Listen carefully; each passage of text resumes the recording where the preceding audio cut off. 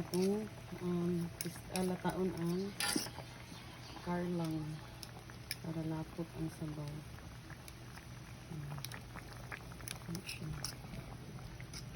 Okay, tama gid siya sa ulan, maulan na panahon. Sabaw. Ako sabot sa akong luto pero sabaw ni siya.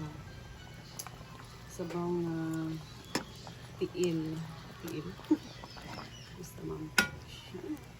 Okay, mga ano, hapon na. Ang lapot din siya tungod sa para man ginadugmok ng ano, karla. Para malapot ang sabaw. Okay, so mga ano pa.